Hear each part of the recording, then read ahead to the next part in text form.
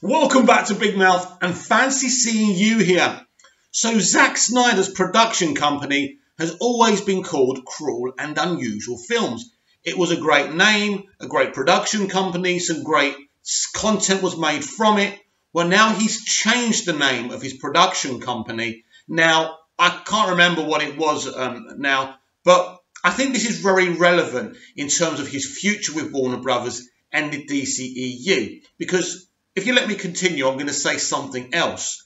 That what he's getting involved with is some kind of suicide prevention kind of charity where he's done this T-shirt, and a lot of people are trying to work out the stuff on the T-shirt and what it means for the Snyder Cut, his future within the DCEU. Now, he posted about this. Now, this is the important point. He posted about this on Twitter. He hasn't posted on Twitter for maybe a year and a half, something like that. Anyway, it's been a very, very long time. I think this is very vital and pivotal. Zack Snyder is back. Zack Snyder will be announcing a project. I'm sure of it. We've heard a couple of things, but I'm talking about a major project. Could we be getting the Snyder Cut now if he's back on Twitter, or will he be given a DCEU property to kind of work on his own? Not so high profile, but something on the black label maybe. Who knows what's going on? But I think in terms of him leaving behind Cruel and Unusual Films, for me that's very interesting. Could Warner Brothers have said, listen, you need to kind of change the way the mainstream audience look at you, and maybe you need to change the name of your production company banner? It's still a very unique name, but it's not Cruel and Unusual Films, because that does say a certain thing, doesn't it? So, and again, the Twitter thing is very, very interesting to me. Could this be part of him doing another DCEU movie, or something altogether different? Is he going to do a project with Netflix, Amazon? Something is going on, because for someone like Zack Snyder to change the name of his production company banner and to come back to Twitter, and I know it's pretty much about suicide prevention, but still, it's interesting that he's posting on Twitter. And now it'd be interesting if this is a one-off or this is actually happening. Now, he posted about the suicide prevention on Vero as well. That's where he normally posts all the pictures, all the teases, and all of that. That's what he normally does. But I think we should listen out, because I think something big about Zack Snyder and his future and his next project, and I mean a proper big mainstream project, is coming. Would another studio gamble on him? And for another studio, it would be a gamble, even though we love him. So I don't want you to misunderstand that. But I am very, very interested, and my attention is garnered. And when my attention is garnered, you lot need to take notice. So watch this space. I think it's going to be very, very interesting. So I've called this video the DCEU When Love and Hate Collide. That absolutely sums up the DCEU. You've got the love from you lot and me, and you've got the hate from everyone else, from Marvel fans, from the other side of the DC Comics fandom. There's a lot of people who don't like the DCEU, who don't like Zack Snyder and what he represents, and that's fair enough. You don't have to. We don't all have to love the same things. And I've always said about this channel, I will never try and convince people to like what I like. I respect you. If you've got a different opinion, please come on here and tell me about it. Comment down below. Tell me why you don't like Zack Snyder, why you don't like the DCEU. This week actually sums up the title of this video, because we've had pretty sick accusations, false accusations made at, what's his name? Oh my God, my mind's got black. Jason Momoa. How can I forget that name? That's nuts, right? Yeah, so some really sick, disturbing accusations, which I'm not going to go into, but he's going to sue. I'm happy that he's doing that, but this is just jealousy. They have tried everything to disenfranchise, destabilise Aquaman, and we're going to hit $1 billion either today or tomorrow. I'm really excited because I've got a really exciting $1 billion dollar video coming. And it's actually the first video I have scripted. And I'm really, even though I'm an actor, I hate reading scripts. I'm a bit like Marlon Brando, not as talented, but I like to leave my scripts on and just look at them on the floor. Not with YouTube, but when I'm doing something else. But I hate scripting, but it's very necessary because I want to talk about a lot of things in that video because it is a celebration. It does mean that the DCEU have arrived at the $1 billion club.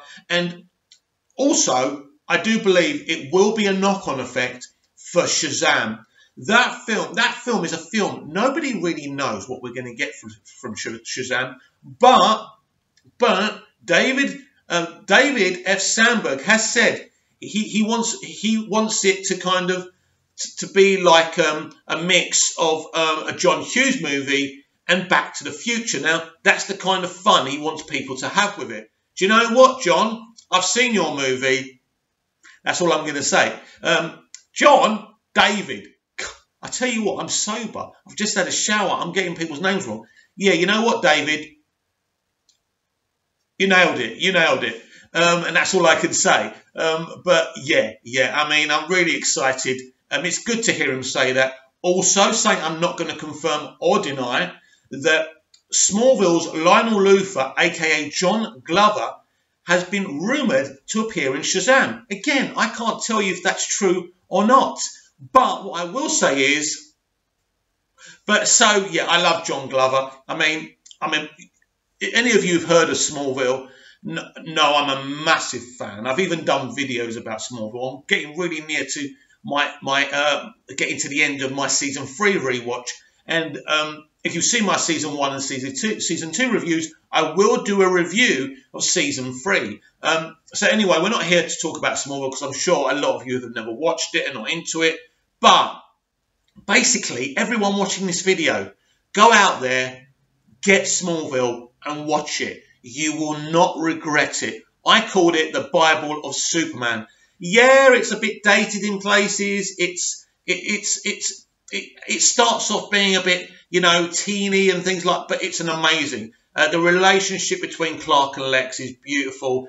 Lex's father, Lionel Luthor, the twisted, sick, disturbing relationship between Lex and Lionel is beautiful. The loving relationship between Jonathan and Clark and Martha is brilliant. Lana Lang's brilliant. And we even get to see a version of Lois Lane from season 4, a.k.a. Erica Durant. So basically, I'm going on too much on a DCEU video, but check Smallville out. It was a great show, ran 10 years, absolutely fantastic. So for me, it's a really exciting time to be a DCEU fan. We've got so much to look forward to because in 3 days, Birds of Prey starts filming and I cannot wait. I'm following some Twitter accounts and I'm sure I'm following the official Birds of Prey Twitter account, but I'll check that out because I really want to be on point to talk to you about, on-set pics and obviously we won't see a trailer for ages. Not getting Birds of Prey in cinemas till 2021. 2020. I'm jumping years now, but yeah, same year as Wonder Woman 1984 will be released. Now, some interesting DCEU news, which is unofficial, but I can tell you this, that Warner Brothers have got great plans for Chris Pine. If you saw the video I did about literally Star Trek 4 being cancelled, this is this is a very interesting time for Chris Pine. He will sign an exclusive contract with Warner Brothers, and Walter Hamada has got a lot of plans for Steve Trevor within the DCEU. That's what I'm hearing. So we'll see how that works out. So really excited. I've loved Chris Pine since the first Star Trek movie I saw him in 2009. If this is true, Walter having these plans for him and Steve Trevor, wow, I'm excited because I want Steve Trevor to mix with the other characters and I want him to have a future. We will see what the plans are with Wonder Woman 1984, but we're going to have to wait till next year. So very excited about that as well. But in closing off this video, any negativity you hear, don't worry about it because the more they shout at us, the more they spread silly little rumours about actors and directors involved with the DCEU, the more we're getting to them. What a difference a year makes, though. Wow. From Justice League to Aquaman, it's almost like Warner Brothers expected Justice League to have problems and they knew how they were going to fix it. Maybe. I don't know. But I think they knew they had to make changes even before the release of Justice League. I think, look, companies know. You know, they knew, look, they had a decision to make, Warner Brothers. They could either back Zack's cut or maybe they saw something within Zack's cut. And of course, I'm a Zack Snyder fan, but maybe they saw something. There's been rumours of kind of Darkseid's head being chopped off or Steppenwolf's or something along those lines. Here's so many rumours, and maybe Warner Brothers didn't want to have an R-rated Justice League movie. What they could have done is got Zack to cut together a 12 PG version and then do his own kind of R-rated version. But I suppose they just thought, no, we don't want to go through this again. But it was a big decision to, stop Zack's version and get Whedon in. It was a big decision. It was the wrong decision. And ultimately, they paid for it. But the decisions they've made now, for me, are the right ones. And Aquaman proves that. So we all want to see the Snyder Cut. It will be a massive event for us as fans because it means we won. And when that happens, when that hits, this will be the place to find out first.